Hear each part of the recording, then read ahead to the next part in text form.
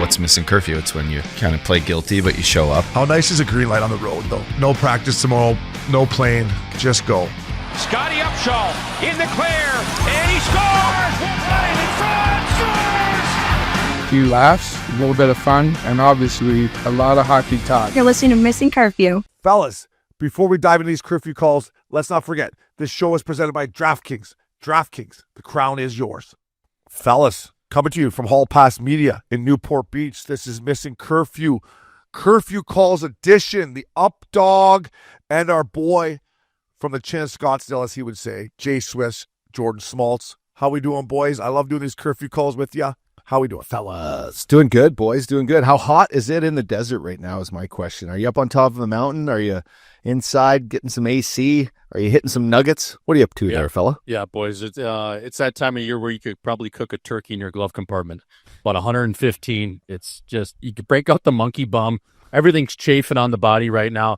This is a time of year where you got to get the fuck out of Dodge. And I'm planning on doing that, getting to the Midwest here for the next, 4 to 6 weeks, because once it rolls around, I can usually grind it, sometime between mid-June, maybe July 4, and then you just got to get out of here, because last year was like my first full year here in the summer, and it was, she was toasty. And there's nobody here. It's a fucking ghost town, I'm not going to get out, boys. You got to get up to Pine Canyon with Richie. Get up there. It's a little bit. Yeah, it's family oriented though, Opes. You know what I mean? It's like, that's not my speed, Yeah, there's not much to do in Flagstaff. You got to fly him in there. I'd fly him in. Yeah.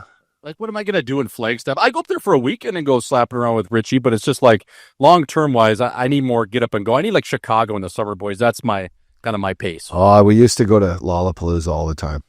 I had a girlfriend that lived right on the lake there for a while. I used to go in, see her once a summer. Once a summer. Just have an absolute bender while I was there. Hey, that was one of the greatest Upshaw fucking stories ever. We were in there for Ryder Cup weekend. I don't think it was Lollapalooza, right? We were in there for Ryder Cup. Yeah, it was Ryder Cup. And he hadn't seen her all summer, Swishy. I mean, like, he'd been out in Newport the entire summer, and she maybe came out once, and this was the one time he was going back, and we're out mixing it, having dinner, and, she wants to go home, and she goes to Updog. She's like, me and Loops in the cab, and she's like, hey, Scotty, if you want to stay, go ahead, man. He's like, all right, see you, babe. Closes the door. He's like, where are we going, boys? We're like, do you think that's a smart decision or what? He's like, yeah, fuck it, let's just go. So the next day we text him. He's got the tickets. We're like, fella, what time you want to head to the Ryder Cup? He's like, just swing by and grab the tickets. We're like, all right, what? So we grab it. He's like, yeah, she's kind of pissed. I got home at like 5 a.m. We're like, that's not bad. 5 a.m. That's pretty good, actually. It's not bad. He's like, yeah, I slept on the couch. I'm dealing with some stuff. I'll meet you out there, boys. I got home. The blow-up mattress was actually out on the couch. I didn't even get to do the couch. I had the blow-up mattress, not a pillow on it, not a sheet on it. Needless to say, I had a good sleep. Yeah. No, you probably slept better than if you got in that bed with her being pissed at you, right? You could feel the tension. You're like, oh, this is not good. Oh, I don't miss that tension. And although the tension's never really that. It's always a little tense, right? I mean, sleeping beside a girl in general is just, it's adjustment period. Big time. Yeah, like, it's just, I've finally figured it out a little bit, but still there's some nights where I'm just like, fuck. Do you think humans are meant to sleep beside each other like that? I don't know. Not humans built like me. Not humans built like me. I got to get my spare bedroom better, too. I got to get a better bed in there, just in case I do need to. Oh, for sure. Yeah. Because it's, the heat. It's just like sometimes if she can't get comfortable and then I can't get comfortable. Have you ever tried the two comforter experiment? Where each person gets a comforter so it stays like you, and you move, that thing don't move on the other side. Yeah, because fucking, odds are one of the two are blanket hogs, right? It's more just real estate. I mean, I she would probably, usually I got the blanket half off me anyways, but it's more just real estate. Like, if she's kind of moving around and I'm moving around and can't get comfy, it's like, then I would go to the spare if I had a nice, my spare bedroom's not that comfy. And I can't sleep on the couch or I wake up and I'm in one. Yeah, I like sneaking off into the spare. Yeah. And it's even better when it's not in a fight. Where it's just like, where you're actually doing it just out of the goodness of your heart, just to give her a little space, Swishy, what's it like for a single lad like yourself? Like when you have a girl stay with you for a couple nights or a night, do you look forward to getting in there and cuddling up with her and enjoying it? Because typically you're usually by yourself. Like when I was single, I didn't mind, for a night or two sharing the bed, but then I was like, all right, get out of there. I need my space. Yeah, I mean, I literally just had a PTO in town this weekend, and Obes, I sent you a voice note. I don't know if you remember getting it because you're probably tuned up. I was tuned up all weekend. Yeah. But I sent you a voice note, and it was like I got out of Shawshank when I dropped her off at the airport. It was just like freedom release. Because like when you have those just overnight guests, or maybe it's a reoccurring PTO, or you're not used to sleeping with someone else and they want to cuddle. It's like, I don't want to cuddle. Like, you know what I mean? It's just, then it gets hot, you're sweaty. It's a whole thing, Obes, and it's not to be personal or anything. It's not, you shouldn't take it personal, but sometimes they do when you kind of turn over and give them the cold shoulder. I don't know, man. It's like you said, I think you should always have that spare bedroom just in case dialed in, just in case you got to sneak away, because it kind of gets stressful. It's like, why do I have these expectations, honey? I'm just trying to sleep. Yeah. I'm just trying to get a little shut eye here. She's on an entry-level contract, but they haven't quite told her to get her own place yet. Right. So she's in and out of the hotel, but she's starting to get a little comfy, eh? Did you drop her off at the airport, or did you make her take an Uber? No, I dropped her off. Wow. That's classy. I shuttled her in on Thursday nights because I was working, and then I dropped her off on Sunday. But yeah, that's the thing. When they're on a two-way like that, man, it's you know what I mean? Like, because we're not dating, and yeah, we're not in love, or we're not, you know what I mean? Like, listen, I'll cuddle you after if, whatever, we play a little late night console hockey. But after that, it's like, I got to get to bed too. Yeah, there needs to be a real deep sexual connection if you're going to do the fly-ins. If it's like just, the personality, I like her, she's fun. Like, it needs to be straight to business. Yeah.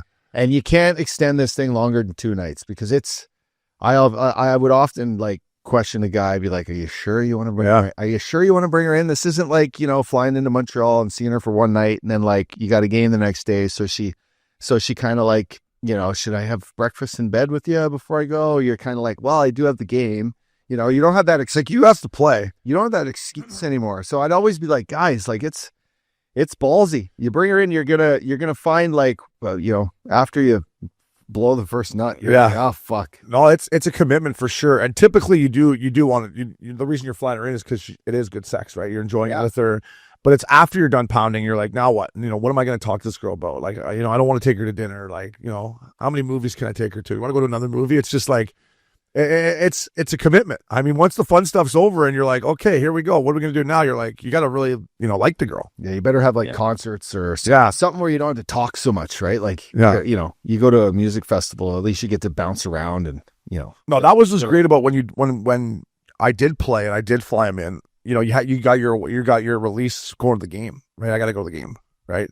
Yeah. So then it kind of broke it up a little bit. But what if she said like, okay, well, can I go to the game with some of the guys, girls, or you're like, no, I don't think that was ever. I don't think that was ever an option. I got her one. That's what they're. I got her one ticket by herself. Like, here, see it. Yeah, I'll meet you after. I never did they ask me that, Swishy.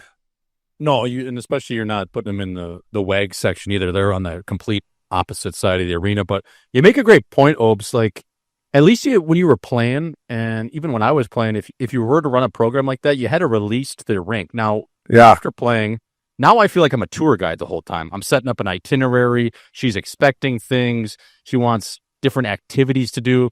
It actually becomes way more tiring than actually just going out with your boys. Like, you're literally a tour guide for 48 hours, like Updog said, because I'll never do longer than a 48-hour shift. That's one of the hard and fast rules I live by. No, deep, Dave, by the way, hard and fast rules I live by.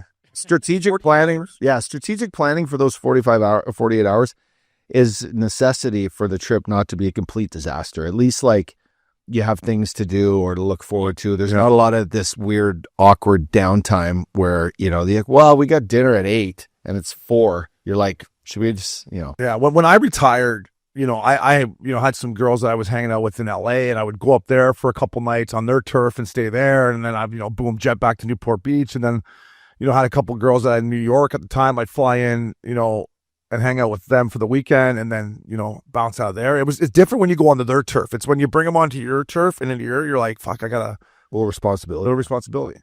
When you go in their city, it's like, yeah, I'll meet you for dinner. Okay, see you then. And then, well, where should we go? They tell you where they want to go. It was a lot easier for me, I thought. Playing a road game.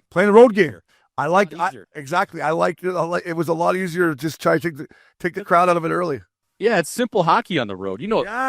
Pucks in, pucks out. Let's go steal one on the road. And they have their own life going on, right? Yes. Right. So you're coming in and they're like, oh, I got to work. I got to do this. You're like, okay, perfect. I'll see you at 5:00 for a cocktail before dinner. But when they come into your turf, they got nothing to do but hang out with you. It's like, whoa, baby. Yeah, that was how Christina and I's relationship went for the first year and a half. Used to go into her turf in New York. She had Happiest time of the relationship. used to just see her for a cocktail and dinner, and then she just was busy. It's great. Yeah.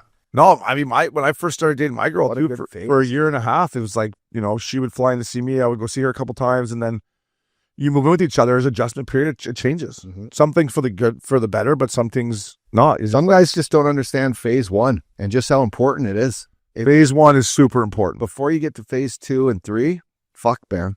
Try to do good at phase 1. One of our good friends, who we won't completely throw him under the bus, he skipped phase 1 every time. I'm like, dude, you're missing the best part of the relationship when you're just hanging out, hooking up all the time. It's new, everything's fun. You're going places, you're doing stuff. She doesn't have her closet in your place. Yeah, you still have your own place to just Yeah. go back home and kind of just chill. But he would just go right past it, right into phase 2, right into move them in, and they got their toiletry kit in the bathroom. It's like, holy fuck, yeah. That's the worst when you find out like they left stuff behind too at your place. You're like, what are we doing? Oh, the leave behind is the oldest trick. By the way, not many girls I listen. hate that. Not many girls listen to this podcast, but that's the oldest trick in the book. They'll leave. I would just start being like, she's like, did I leave my shoes there? I'm like, I can't find them anywhere. Sorry, I can't find them. Because you weren't sure if they were hers. And I'm like, sorry, there's no black high heels here. I don't know what you're talking about. that was a risk back in the day. Like, if you really liked a girl and you just weren't quite the one-on-one type yet, you're like, if you found a necklace or Hairpin, socks or her favorite T-shirt, you're like, kind of like, is that hers or is that? Yeah, I don't know. Just toss it. Yeah.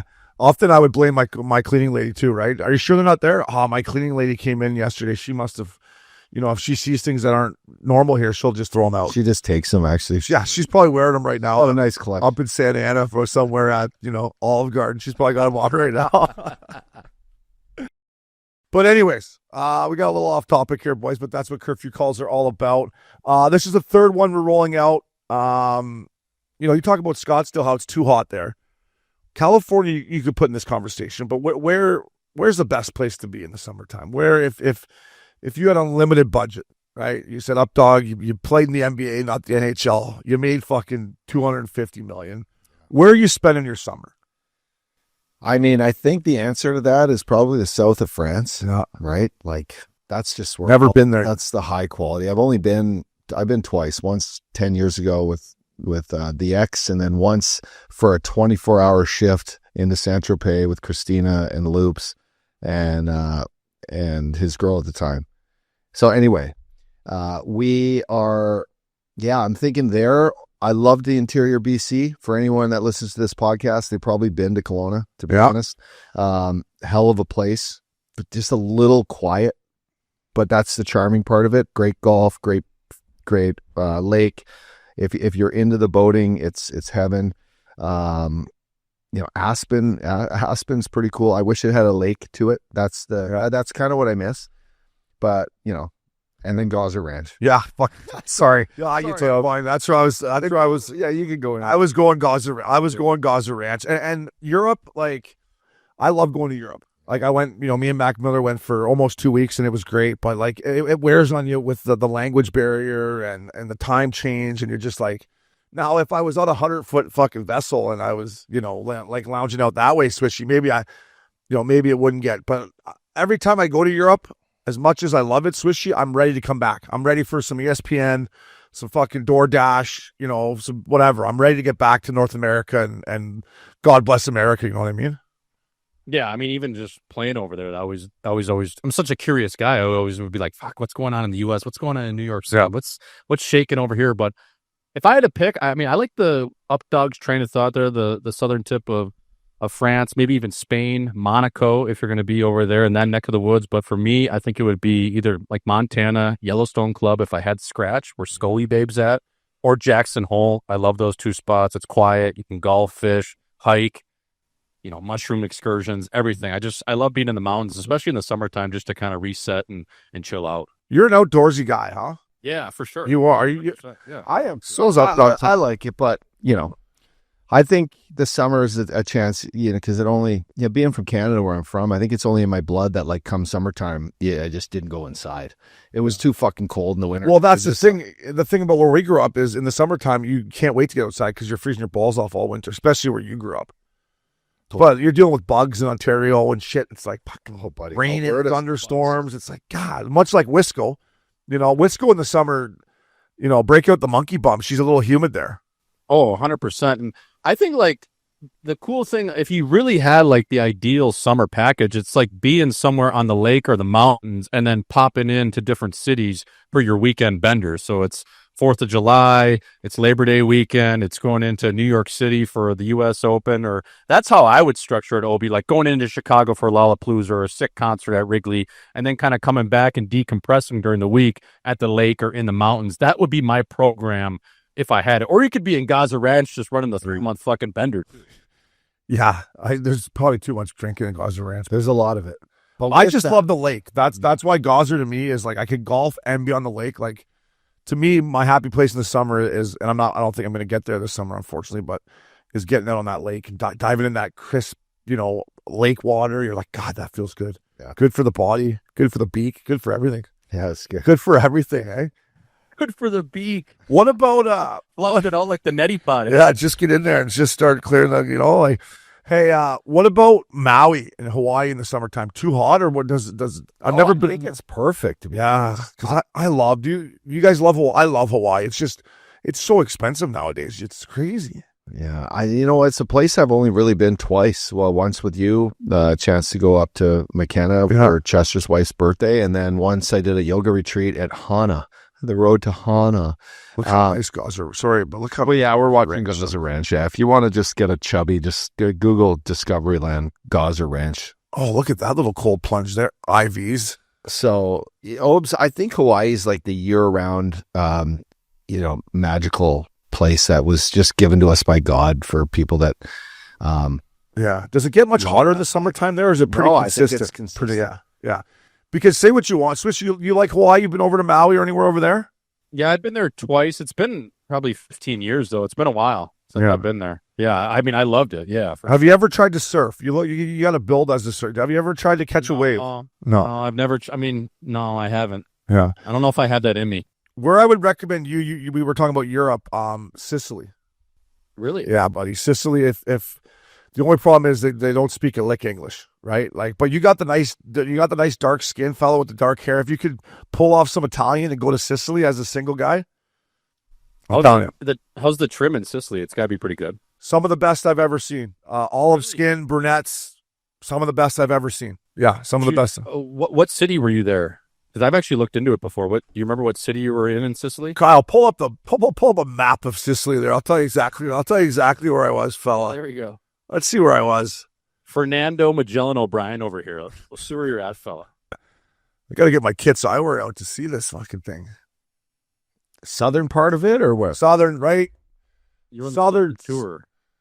Positano, I started in. So I was on a little island. Go. What's that little tip right there? Okay, so see those islands down there? Malta? I can't remember where I was. So where do they shoot the HBO show? White Lotus? I don't know. Yeah.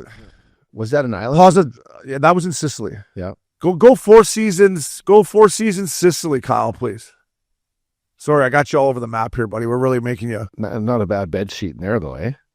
I didn't stay there. Mac L stayed there, and I went with Loops and a couple of people, and he obviously Taormino. So I never meant to Taormino, but that's where you want to go, Swishy, is Taormino. Taormino, okay. That's where they filmed the White Lotus. That's where Mac L stayed. Yeah, sweet. The 4 seasons there. We went to this little remote island that it's kind of a party island though. And the only way to get there is obviously by boat, and then there's no roads. It's just golf carts and that's it. And it's the party little island.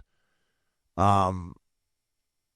But yeah, it wasn't really like, we weren't staying at like a nice 5-star hotel. It was, I could hardly fit in the showers and I grew up in general. That's, you go to Paris or London, like these fucking showers and stuff they're tiny. I remember the first time going to London with Loops when you ended up coming over. We're at Soho House. And I cannot believe how like short the ceilings were, small the beds were. It reminded me of like Czech Republic back in the day.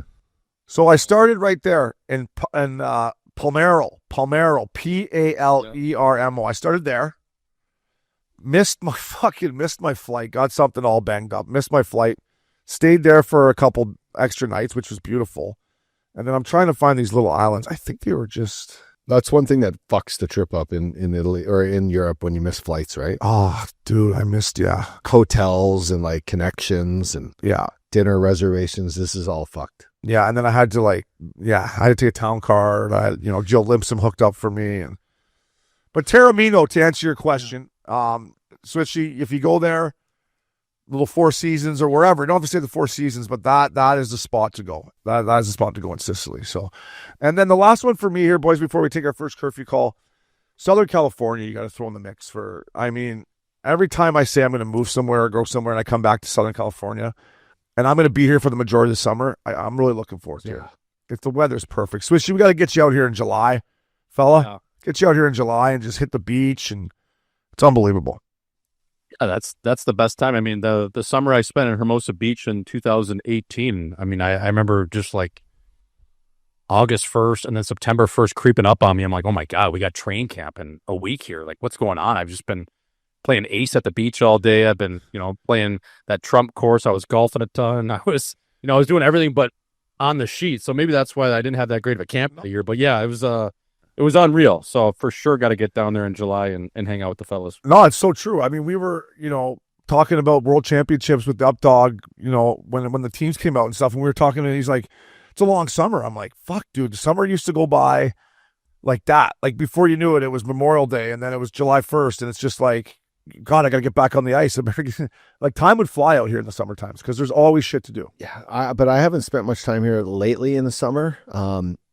But it is between 80 and 85, clear skies, sunny, fucking bikinis are out. Yeah. Car, every car on the road is a beautiful car. Food's great, patios. It's heaven on earth here. It's just busy, right? A lot of tourists, a lot of riffraff, Swish, you know what I mean? What's the best time? Is 4th of July in Newport? I always heard like that was the time to go out there. Well, yeah, when Loops was having his shakers, it definitely was. You've got to have a setup on the beach for sure. Yeah. And we've always had it, luckily.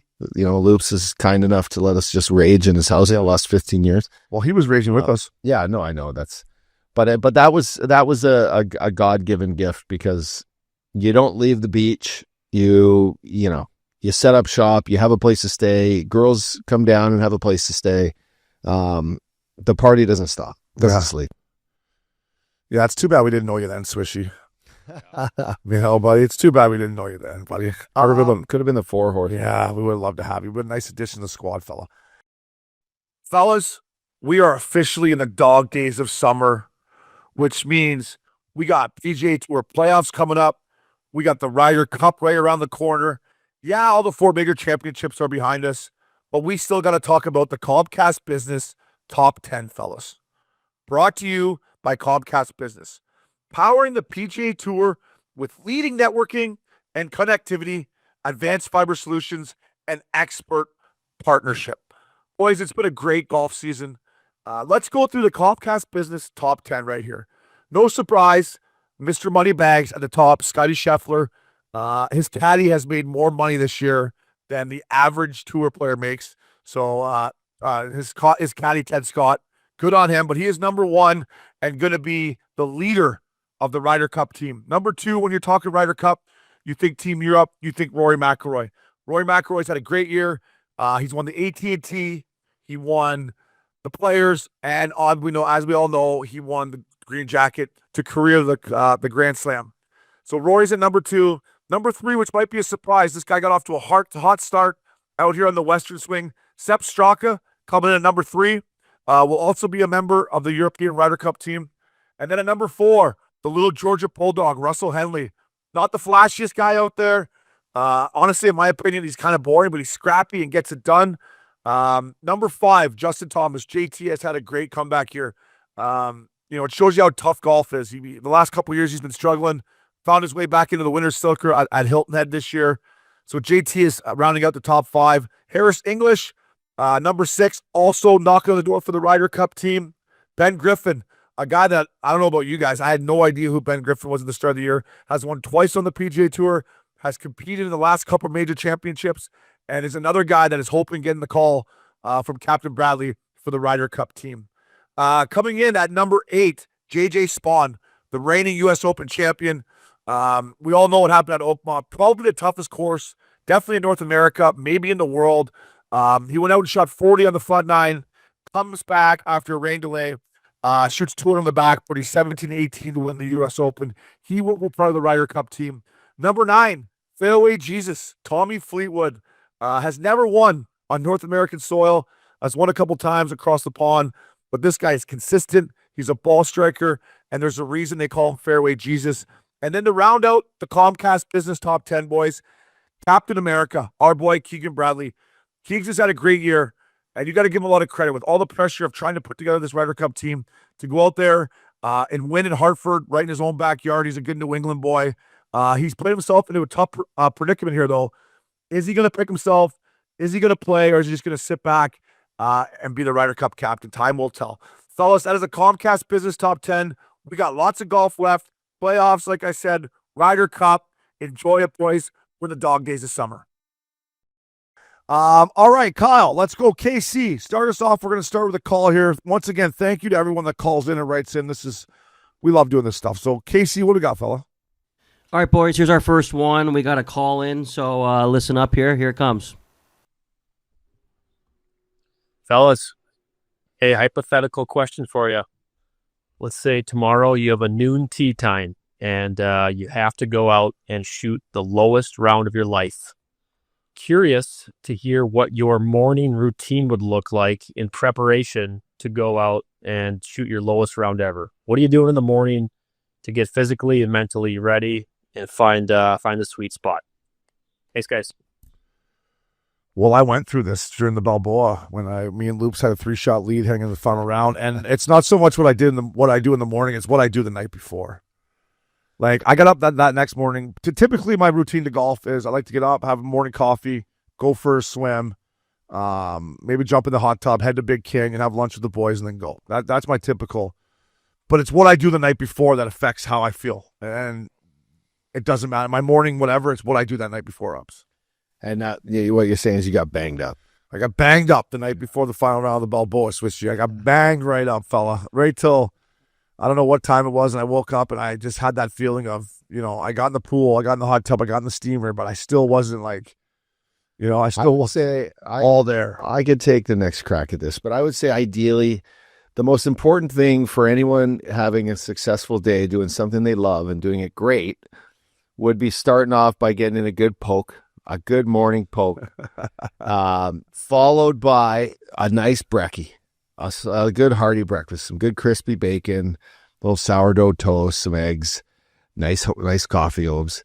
And then I would focus on the mushrooms. Then I would take, 2 or 3 microdose mushrooms to get the head right. I wouldn't worry about nothing you got going on, work, kids, nothing like that. You got to now focus on, okay, I'm getting to the golf course. I'm going to fucking catch up on my sports. I'm going to feel the club, throw a few chips, not waste too many good swings, get out there, play a good money game, and just fucking bring the heat. That would be ideally, showing up to the golf course. And I only get like this. I don't so much to go into Big Canyon because it's kind of our routine already at Big Canyon. I got kids here.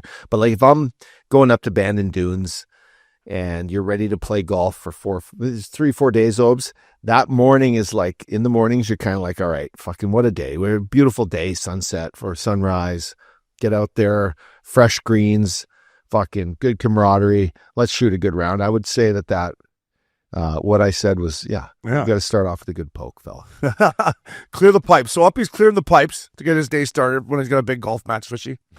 Yeah, when I used to play a ton and when I used to have money matches, boys, I wanted to be rushing to the course. Like I wanted to almost feel that panic where I don't even have time to think about rolling a couple putts. I don't even have time to think about whacking a couple or wasting a few on the range.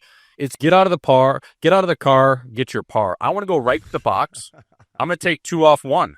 Yeah. That's when I always found out like my best rounds, especially when I had to compete, was like I wasn't thinking about all of that. It was usually get a sweat in the morning, and then we're just rushing right to the box, and it's 2 off of 1, boys, and let's go. Yeah. So get out of the car, get your par, and let's get on with this fucking match. I didn't want to think about it. I just wanted to go there and just start just hammering nuggets. You gotta make that T-shirt. Get out of the car and make par, fella. Butter golf. You gotta fucking make that T-shirt. Yeah, get out of the car, get your par, boys. A little, maybe even for me, especially if I'm getting a couple pops. It was a 4 for 3. Now I'm up a stroke. Let's go. Yeah. See, for me, I'm the other way. Like I was, the more I was thinking about when up, he was telling his morning, like I need nothing to do in the morning. No calls, no having to run to the studio to do a show, no fucking emails, no dealing with anything. Just let me get up, let me have a coffee, let me get my swim in, let me drive nice and easy to the golf course, let me walk in nice and easy, have a little bite to eat, go out and hit some chips, grab my cocktail. Anytime I'm, like, for example, a couple Fridays ago, I got up at 6:30 in the morning to get a tee time, and then I didn't get the tee time I wanted, and I was flustered all morning, and then I had to take some calls, and I slashed it. I shot like fucking 88 because I was just... Oh, is your mind? Yeah, like my Fridays, Swishy, I want it to be nothing. Just go in there, play golf, and that's all you got to worry about. So I'm different than just out of the car, get your par. I just need a relaxing morning, maybe, rub one out. Not like the up dog pound one out. Maybe rub one out.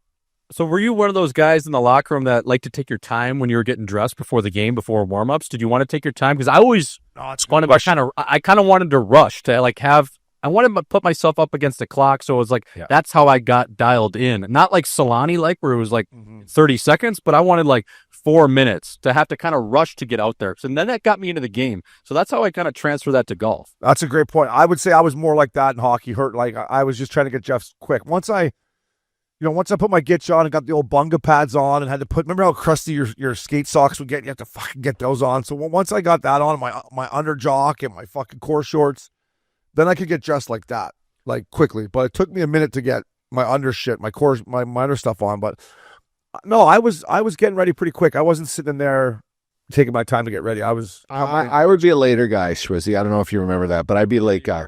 Come in, kind of fucking joking around. Guys would be looking at me like, hey, you only got 2 minutes left here before we're going out, But I'll tell you, the fastest guy I've ever seen put on hockey gear is Brad Boys. He used to fucking come in with a Pepsi, pour a Pepsi into a cup, like an ice cup, sit there and drink it, and I'd be looking at the clock, and he'd have 45 seconds to put his gear on. I'm thinking, this motherfucker just doesn't give a shit. Yeah, incredible player and great stats. He was a very gifted goal scorer, but he would start getting dressed with 40 seconds left, and it would go on like that. Wow. Like jock, shin pads, skates, fucking pants, LBs, shouldies, jersey, how are you? Let's go. It would be crazy. You would watch him do it in under a minute all the time and be like, wow, buddy. Setting records. Yeah. That's impressive. Hey, Obes, back to the golf though, quick. Are you one of those guys, if you bogey the first hole, are you changing your glove? No. Did you have no? Okay. If I bogey one, I'm just having a couple real stiff pulls in my cocktail. Real, just maybe even put a straw in but I'm just taking a couple big hacks and being shake it off. Because at Big Canyon, if you got to get off to a good start, and if I bogey one, I'm already kind of in one. So I'm just have a couple pulls to drink, make a 5 on 2, make a 3 on 3, and then get into your round. Yeah. But if I start double bogey or something, I'm just I'm in one. I'm in one, Swishy. I got to hang out for glove. Like Obi said, our course is mandatory par 1. You must. Because you got that breakfast bowl in your hand, right? So you got a par. It's basically a birdie hole. Number 2 is a basic birdie hole if you get off the tee. It's you can hit the green usually in 2. I mean, you don't want to start off that at big, or you better be drunk you're going to be real drunk by 4. Yeah. You'll be flying in the next cocktail because you're not supposed to get one till 6. Yeah. Yeah. If I'm off to a real sluggish start, I'll call one in and be like, I need one. And the boy's like, you can't wait to get to 6. I'm like, no, I need it right here on 4T. Right? It's going sideways. But to just another part of this guy's question, what was his name, KC? Did he say his name? I don't know if he did. No, sorry, Boris, he did not say his name.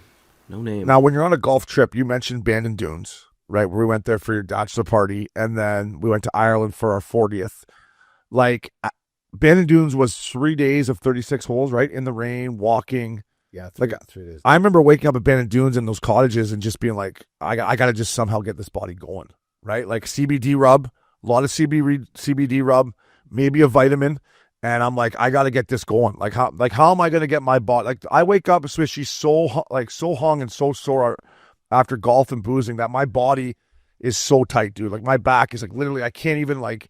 So I'm just thinking, how am I going to be able to go out there and even compete with the boys today? Like not even worried about shooting a good number. Yeah. How am I just going to be able to go out there and actually make contact and square it off? I think Bandon could do a better job. The places are great to stay. The restaurants are good. They could be a little better, but they could have like a real high-end wellness place. Yeah. So your point, like, yeah, they could. if you do get a little tuned up on the wine or whatever, you're never staying up till midnight. No. You're usually staying up till 9:30, 10. Yeah.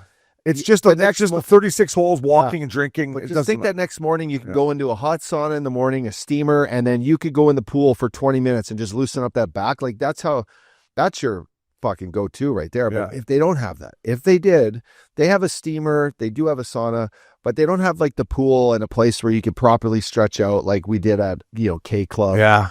Or Hogshead. Or Hogshead. Like, like I was going to say, you teed me up. Thank you. At Hogshead, man, it was at the end of the trip where we had, Hogshead left, Tralee, Waterville. We had 3 or 4 rounds left, right? We played 9 rounds in 10 days, Swishy. So you should have seen the boys waking up there. We're playing afternoon rounds, thank God. But we'd go down for, steamer, hot tubs, stretch it out, get it going, lunch, and then go play. Like, I'm more of an afternoon guy, Swishy. I don't like the early tee times. I can't get the body going. No, I'm with you. And how nice would it be at some of these places if they had like a hot pack station for your back on the range? Imagine they had that where you could go out and just like the old school training room, you put the hot pack on the back and you kind of just get loose like the mechanic. You start stretching out a little bit. How nice would that be? That would be a nice little touch. I love a good heat pack. the smell of those things on those the damp domers that they probably work good, like for your hygiene or something, right? No, they gave a few guys a few rashes that were like, honey, I swear it's from the hot pack. Get it right your groin. You're like, that water out. Yeah. Oh, that water was stinky water. Do you ever get the guys that would put their hands in the wax? Do you remember those guys? You ever get the guys that? Yeah. What was that all about? Like my cocking deer. Was that just to loosen up their hands? I never wrote. Was it nice? The paraffin wax, you put your hand in, you take it out. You put it in again, you take it out. You build the layers on there, and then it just keeps but it's good for arthritis. I wish I could do that. Is that what they were doing? Yeah, it's more just to really heat up your wrist or your thumb joint. Yeah. Because once that's as warm as you're going to get, not to mention it softens up the hands. Like, or do that with your feet when they stick them in the bag. When I go get a mani-pedi, I got the girls bringing out the fucking hot wax on my feet 100%. So I can hardly get my foot in the bag. My foot's so big, I can hardly get in the bag. And then I'm so unflexible, Swishy, that the girl's trying to get my leg in and my hips tighten up. And I'm just like, easy there, hon. We'll get this figured out. But I love the hot wax on the hands and feet. So that's what they were doing. Exactly. Wow. Maybe I should have tried that. Did you ever do that, Swish? All the time, especially if you got a bum wrist in the season. You know what I mean? You jam it into the boards, it's playing defense a little bit, Obi. You get pressed up against the glass for sure. Got to get that going before a game, 100%. I missed the boat on that one. I was too busy having a heat pack, coffee, and a chew, and a dump. Talk about dirty, though. That wax thing is dirty after a while. Yeah, guys are just, You guys ever put scratching your nuts and then going putting your hands in there and throwing it back in? That was the least of your worries in your career. Fucking, this is the dirtiest things you fucking put your nuts in. I'll tell you that. Do you guys ever use Flexol? Were you big? I was a huge Flexol guy. Right from my lower back down to my fucking knees, my quads, on my ball sack. It would get. Did you use Flexol or no? Would you put the gloves on to use it? Yeah, it wasn't. It it wasn't a pretty picture. Like I used to apologize to the trainers going in, like gets to my shorts up and I'm bent over and I'm like, sorry boys, hey, let's look away. This is not perfect, but yeah, I liked it. I mean, the first guy who told me to do it was Joel Ward in Nashville. He's like, fuck, you ever try Flexol? I'm like, no. He's like, give it a go. And I never turned back. So about halfway through my career, I did it. Yeah. We never did. It kind of evolved, Obi. There was a lot of the guys, at least I would use, as like CBD cream that had some menthol in it. Yeah. So to kind of have that little stench or that kind of icy hot feeling. It graduated to that. But my first couple of years, 3-3 in the jungle. If I'm playing a game in Rockford and I'm getting off that bone rather that bus, you bet your ass I'm putting some Flexol on. Yeah. 100%. I can barely move right now. Dude, same as in Finland. I remember I knew many reasons I was in trouble in Finland, but when I went to the first, I think it was a home game even. I'm like, remember Nicholas Hagman played in Dallas and Toronto. I'm like, Hags, where are the heat packs? He's like, oh, they don't have heat packs here. I go, what? You don't have heat packs? Yeah. Did you have it in Helsinki? We didn't have it in Hämeenlinna. We had no heat packs. Yeah, we did. You did? Oh, sure. Yeah. No, we didn't have any. I was fucking in one. Yeah, we did. But yeah, that's. Hey, should you ever? How about like a game in the jungle or Finland where you have to go Sudafed before the game? It's like 2 pseudo Sundays, 3 and 3. I used to take a Sudafed before. Every game I have a little red pill. Yeah. Or a Advil cold and sinus. Sorry. Once they started getting chintzy with the Sudis, I think near the end of my career, I had to go the Advil cold and sinus. Something to open up the passageways. Swish, you get me going out there. 100%. Yeah, the double shoots, you got to. And I never even wore a mouth guard. I couldn't imagine playing with a mouth guard. Like, really? I couldn't. I never wore one either. No, I never practiced with one. I always had one in the game. I still got all my real teeth, shockingly enough. You knew the guys that really impressed me, the guys that chewed gum out there when they played. The first guy I ever seen do that was Pavel Bure playing against us in New York. He was blowing bubbles like on the half wall with the puck, like throwing sauce across to like Theo Fleury and fucking Lindros and shit. And I was just like, this is so sick. This is NHL. This is like Madison Square Garden, Bure wearing 96 out there, just fucking throwing sauce with blowing double bubbles. Yeah. Crazy. I never even chewed gum in practice. Were you a gum guy, Swish? No. That just seems to me like a recipe for disaster. Unless you're like Bure, where your heart rate never gets over 45 beats per minute, you're just cool as a cucumber. I was never that good. I couldn't do that. Yeah. I would say to answer his question, rest is a weapon to the guy. If I'm going to play my best round, I got to be well rested, take care of myself the night before, and hopefully it's just a 2-round tournament. If it's a 3-round tournament, I don't like my chances. So thank you for the call. Casey, I'm going to do a read here. Cameron Lehman, International NHL Expansion. Vancouver fella checking in. Wonder if you guys could get an expansion franchise in any international city. What city would it be and why? I.e. hockey fans, chicks, booze. Shout out to Spoonsy and everyone at the Roller. Rest in peace, Broadway. Keep crushing it, fellas. Cam. I already know my city. Prague, Czech Republic. Hands down. Give me an NHL team in Prague, Czech Republic. Great arena. Unbelievable talent. Some of the best talent I've ever seen in Prague, and just a beautiful city. That if I could bring an expensive team to anywhere in Europe, boys, Prague would be the one for me. Yeah, I've been twice. I could say the same thing. I think that's a great call. Playing in around Switzerland, I would say, yeah, like. How are the Swiss women compared to Prague? Like, are Swiss women? I've never been to Switzerland. Are they? Because Prague women are. But no, Prague is like the Eastern Bloc. It's insane. They're the 6-footers, and every Czech guy that you played hockey with had just an absolute rocket for a wife. But one thing I did realize about Prague too is there's just rockets everywhere and stinky dudes everywhere. Every little bar we went into just stunk like BO. Like, stunk. I was like, fucking stinks in here. But God, look at her. Yeah. Hey, Bugsy, get me a fucking Jacket Coke. Fucking stinky in here. I would say, so who's the stinkiest guy ever? Riga, Latvia was one that was insane. I tried to go, like, when Riga was in the KHL, I was getting my agent to call the stick boy. I called the whole organization. I was trying. And Stanis Ozolins was the coach who I knew from his time in Anaheim because I heard great things about that city. He go MIA a few times. He went in MIA out here. Yeah, through there. Fuck, during the playoffs. Couldn't find him. It's up in Hollywood, up on the hill, Swishy. I don't know. Some of our listeners might be mad, but I maybe go Moscow. Listen, I wanted to play in Russia more than anything. I wanted to play. I got along with every Russian guy I played with except for maybe Alexei Smirnov, the Clydesdale we called him. Even Briz I liked, crazy bastard that he was. Briz is crazy. I like their culture of play hockey, drink vodka, and there's beautiful women everywhere. I wanted to play in the KHL, just didn't work out. So I'm with you on Moscow. That'd be nice. Okay, we got a pretty good division coming together here. Prague, Moscow. What else? Yeah. What else, Swishy? Bella tour from Moscow. We got to make it happen, boys. When they lift that border, I want to go there. I'm gonna go watch a game, hang out. But I would say Moscow was on my list. Prague was definitely there. I would say Milan, Italy, just on the southern tip of Switzerland, northern Italy. It's close to Lake Como. The women are beautiful. The soccer teams are great. It's the fashion capital of Europe. You have an influx of not only Italian women, but Russian. You have Eastern Bloc. You have the Scandinavian culture in there because it is the fashion capital of Europe.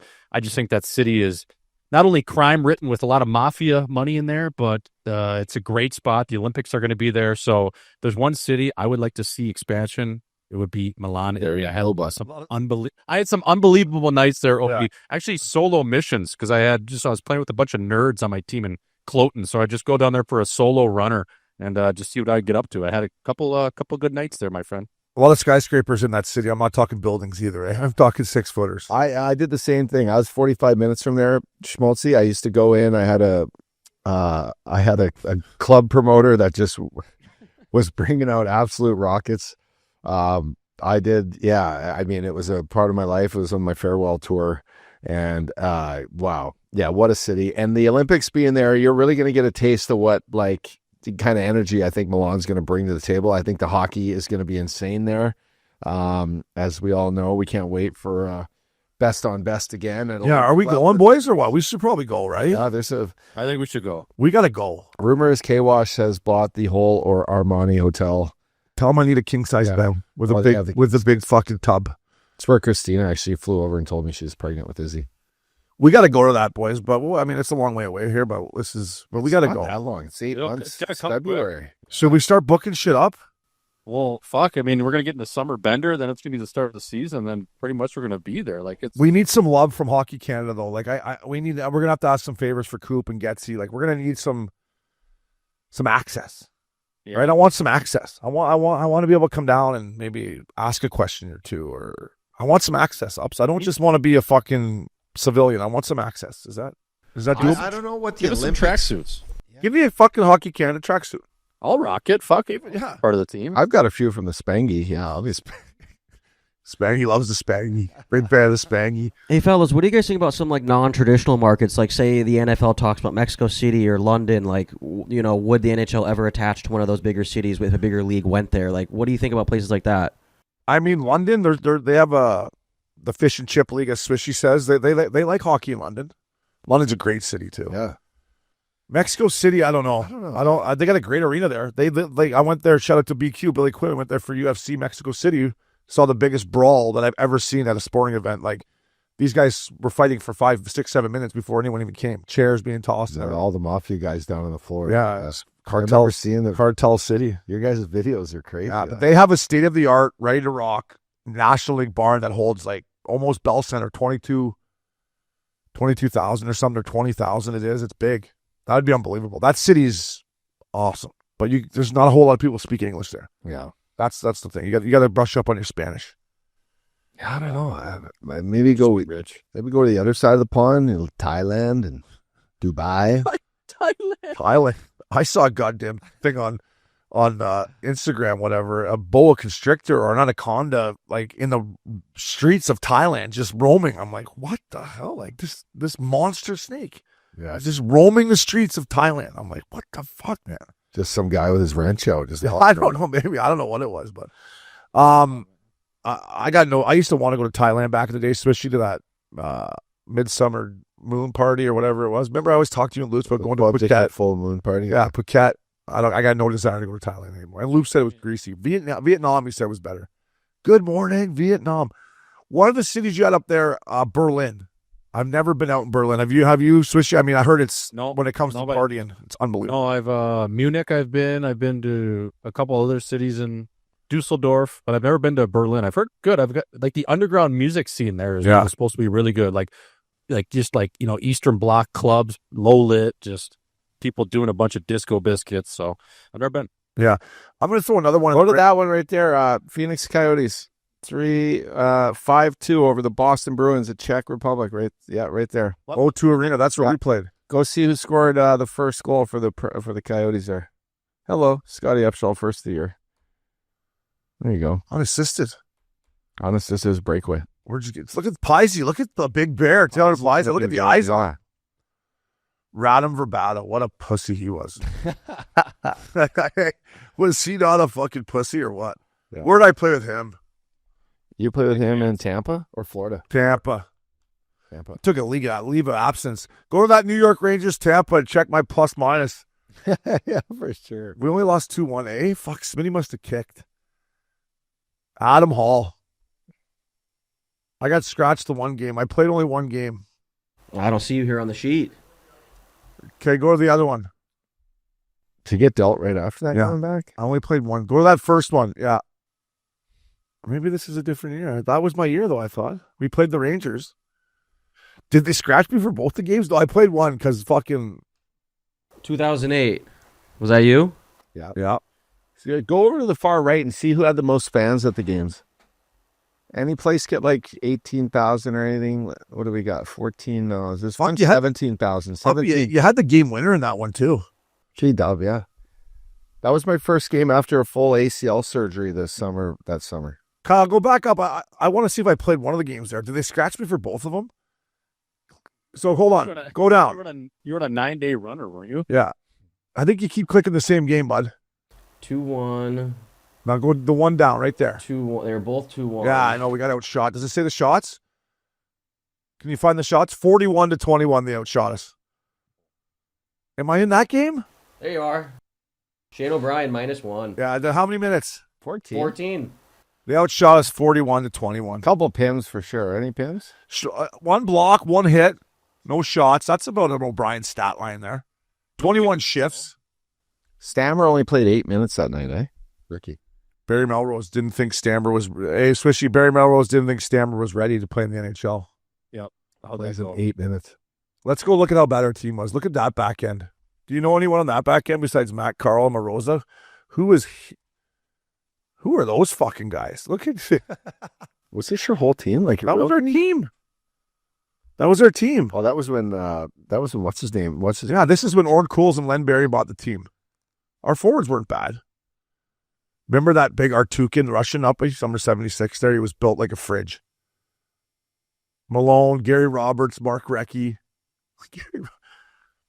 Gary Roberts, Swishy, you go in the morning, you'd be the first guy in the gym, obviously, right?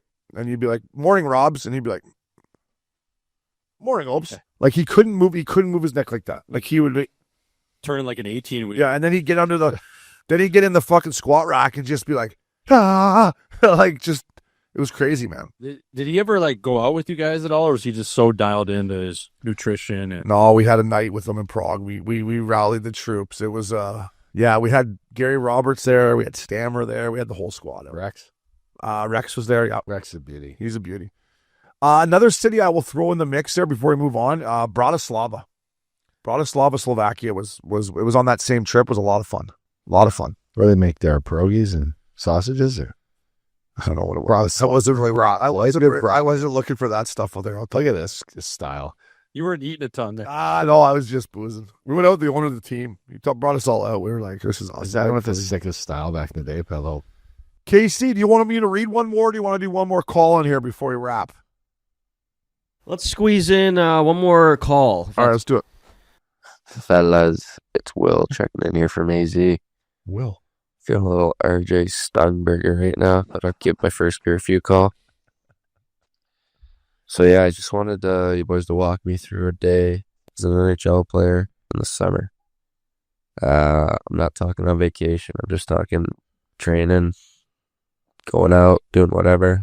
Just want to get the play-by-play as a day in the life of an NHL player in the summertime. I want one on a weekday when you're grinding, let's say on a Tuesday, and then I want one on a Saturday. I know the boys were mostly in Cali, maybe Richardson and Schmaltz, or maybe in AZ, so yeah. Just kind of want to hear what it's like in summertime as an NHL player, so. All right, boys, that was Will. Hey, that was almost Beauty. that was J Swish-esque. RJ Stunberger, hey Swishy, that was J Swish-esque. Yeah, that's one of my terms, RJ Stunberger. That's classic. Yeah. So is that you? They hear that from you? Yeah. I mean, I would always tweet out like where was saying in the locker. I'm like, fuck, boys, I'm feeling a little RJ Stunberger. That's a classic, man. That's a classic. That guy was such a big fucking pussy too, wasn't he? Good player. Would you say RJ Stunberger was a good player? He was a very effective. Terrible style. Awful style. But I played with him for 2.5 years. He was very effective. I mean, him and Loops and Mike Richards had a line that were unbelievable. They were a very effective line for our team in Philly. Kyle, while we're doing that, can you pull up the RJ Stunberger hit when he got laid out by Brian Campbell? Swishy, I'm sorry you can't see this stuff, buddy. Oh, good. No, I remember the hit. You remember the hit. Yeah. Great call by Will. Thank you, buddy. RJ Stunberger. That's unbelievable. He's on the Flyers, right? Yeah, he's on the Flyers, yeah. What number do you wear? He's right here. You were 19, I think. Oh! No, Stunberger didn't wear 19, no. That was Hartnell wore 20. He wore 20. Oh, my God. This turned in, that was full melee after that. That was. Jimmy McCrossin out there on the ice with him. This was, I think he's trying to find his tongue in the back of his Look at Jay McKee in the box there. Oh, my Stunberger. Holy. This is just, Boom. That's such a good hit. Such a good hit. How many games is that nowadays? Oh, he had the biscuit and just lost her. I think that's the first and only hit Soupy ever made, actually. I would have to. I bet you it stung Soupy just as, like. Yeah, that was a big collision. Yeah. A day in the life of a National Leaguer. Thank you for the call, Will. So typically myself on a Tuesday, I'd get up, probably up against a little bit, right? Throw on my workout shit, jump in my old Panamera, grab a Buc-ee's, head up the old 55. Would you go to Brecky Sandover? No, it's nothing to eat. Just a coffee before I worked out. Nothing. Coffee. Usually just a coffee. Yeah. Just a coffee, then a shake for after workouts. But that I would usually have to borrow off a Loop because I forgot my mix or something. Loop's always had protein powder and ready to rock. Drive up there, battle traffic, getting up there, jump out, be a little late, come in. Sorry, boys, I'm late. Do the old karaoke, get the workout done. Go right to have a shake, go right to the sports club with Loops, hit the salad bar, full buffet, but I go salad bar. Hey, Swishy, I was fighting the weight. Salad bar, always bumping into that guy, Tricky Dick, that had the sick hair. He had the sickest hair, and he's sick car, and he just would never shut the fuck up. And I'm like, oh, here comes Tricky Dick. Loops heads up. Head down, shower up, steamer, hot tub, whatever they had there at the old sports club. Head out, grab our car, jump in, head right to the golf course, tee it up at Pelican Hill or Oak Creek. Go out there, slash it. Dinner with the up dog and Loops. Then home, shut her down, and the same thing the next day. But that was my routine. What about, like, would you be early night? Would you be going for dinner? So fucking tight. We'd always go for dinners. We'd always go for dinners after golf, right? We'd go to wherever, Bandera, or we would go for dinners, yeah. So I never worked out with you and Loops, but I was the same as you. I'd get up. I would do a little acai bowl. It was back when acai bowls were just coming out. I would do that. I would sometimes have that too if I had time. Coconut flake, little blueberry, little banana in there. Honey. I used to go to Scott Boris's, the baseball agent, his sports training facility just 20 minutes south of here in Laguna Beach. So I'd do that. Go in, be able to work out on my own pace. Like, I was never late for a workout because it was just me with my trainer, so I could start whenever. That's nice. It was key. Jimmy. So we do hour and 20 in the studio, and then we'd go out on this sick field up against the mountaintop overlooking this thing, and that's where all my dry land was, and that was the grind. That I didn't mind working out, but when you get out there and you're doing 100-meter like fucking sprints and shit, it got intense. Up the hill, we used to do these runs up the hill, me and Pens and Getsy, and it was hard. But after that, I'd go grab like a fucking pita or something, and then I'd meet you guys. I'd meet you guys on the course. Yeah. And it was either Pelican or it would be fucking the creek. Yeah. Public golf Swishy was all we had no memberships. And then I'd be just chasing, whatever kind of local babe at the time I would be like hung up on. Yeah. I was always looking for one, but yeah. I typically was always, every summer I dated a girl from LA, Swishy. So during the week she was never she was always in LA, and then by the weekend I would hang out with her. So I didn't really. Yeah, I never dated. Always, never. Well, dated is a loose term. I mean, it was. Yeah, you're seeing them. I was seeing them, and I'm sure they were seeing other people too. There was no conversation about, hey, is this exclusive? It was just, when I see you, I'll see you. But yeah, I like those LA babes. I liked them back in the day. It's just something about them. And then we'd have a beach volleyball day in the mix there, right? Like, if we did do a Monday, Tuesday, Thursday, Friday workout, we'd go for Wednesday AM, get the OG Newport boys. We'd do a 3-on-3 down on the beach next to Lupul's place. But yeah, that was it. Little beach bikes to dinner some nights. Yeah, it was great. Newport Life. And then we had the massage girl that would legit massages, boys, that would come over. Remember, she's with the UFC now. I was getting a couple massages a week just to keep the body going and be able to get through the workout, Swishy. Yeah, no, stretch your body, stretch your career.